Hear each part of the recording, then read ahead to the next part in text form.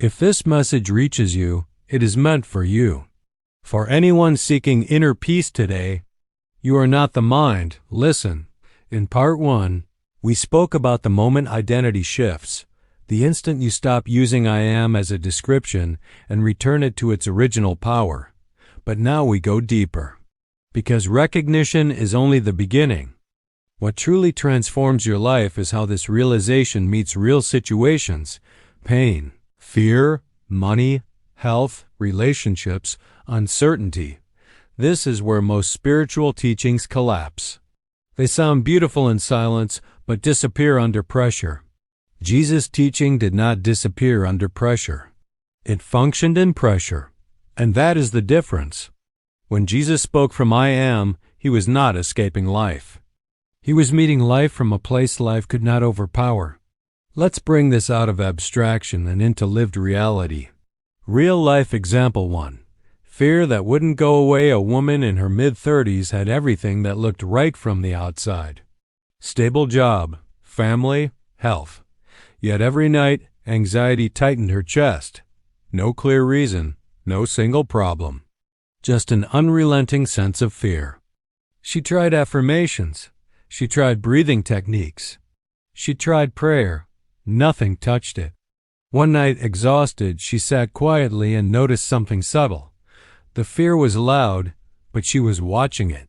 For the first time, she didn't say, I am anxious. She said, anxiety is being noticed. That single shift didn't remove the fear instantly, but it removed ownership. And when ownership dissolved, fear began losing authority.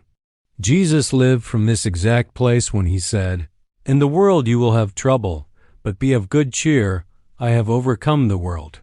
He wasn't saying problems disappear. He was saying identity moves to a level where problems don't define you.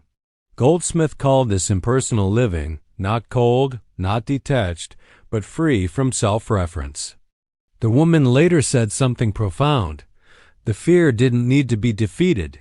It needed to stop being called me. That is the power of I am. Why struggle continues even after understanding. Here is a truth few people admit.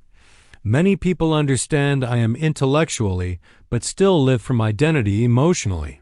They say, I get it, but they still introduce themselves internally as, I am the one who struggles. I am the one who failed.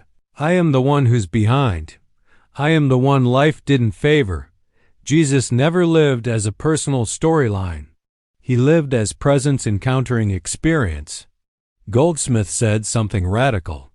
As long as you believe you are a personal self with a personal destiny, you will experience personal struggle. This doesn't mean responsibilities vanish. It means burden dissolves. Real life example 2. Money and self-worth. A man lost his job after 18 years in the same company. Overnight, identity collapsed. Not just income, meaning. His inner dialogue was relentless.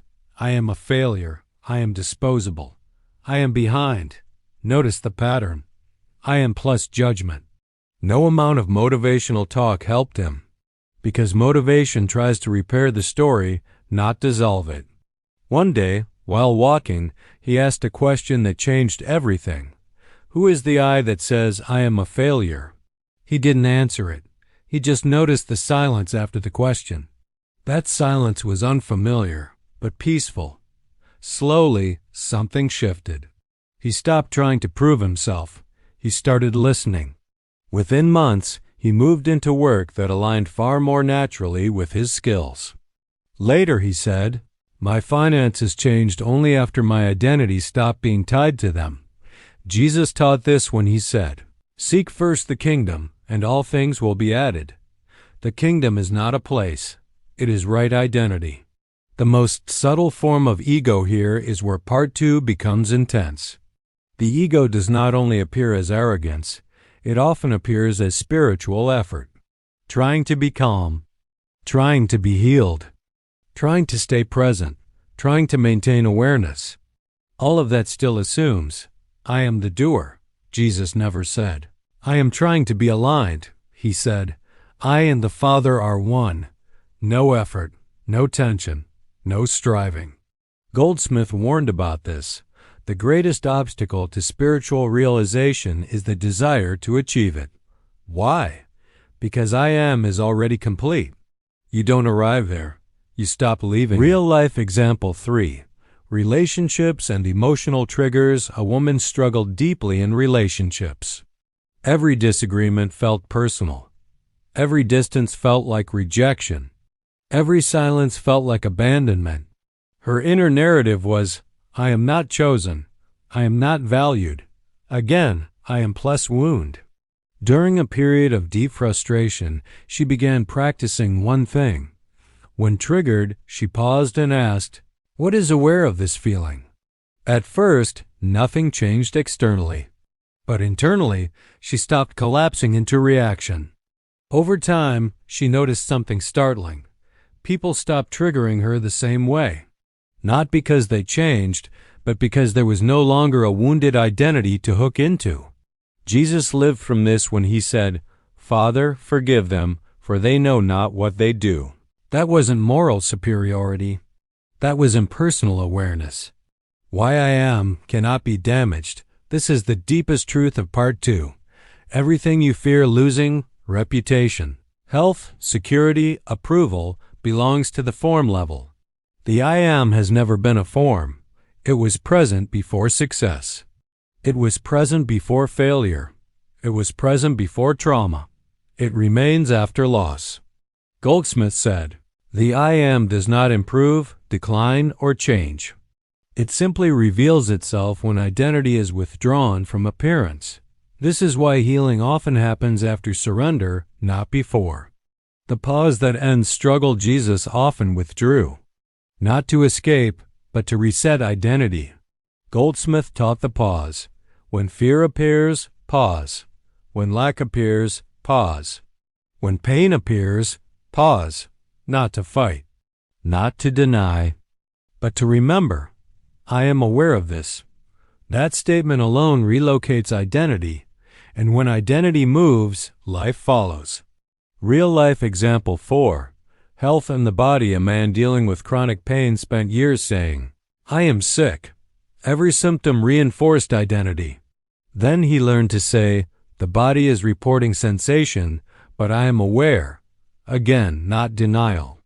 Not false positivity, recognition. Over time, the pain softened, not instantly, but steadily. Why? Because identity stopped feeding the condition. Jesus healed this way. Not by focusing on illness, but by refusing to identify with it. The final turning point, here is the line where everything changes. You are not a person having spiritual moments. You are spirit having human experiences. Jesus didn't say, someday you'll become the light. He said, you are the light. Goldsmith didn't say, work hard to reach God. He said, God is the life you are living. When this becomes lived, not just understood, effort drops away. Life becomes quieter. Responses become slower. Fear becomes informational, not authoritative. And peace stops being conditional. Closing invitation right now, pause for a moment. Notice, you are aware of this voice. You are aware of your breath. You are aware of the body. That awareness has no age, no history, no fear. That is I am. If this reached you, write in the comments, I am present. And if you want to continue deeper into this unfolding, not as belief, but as lived reality, subscribe and stay with this path.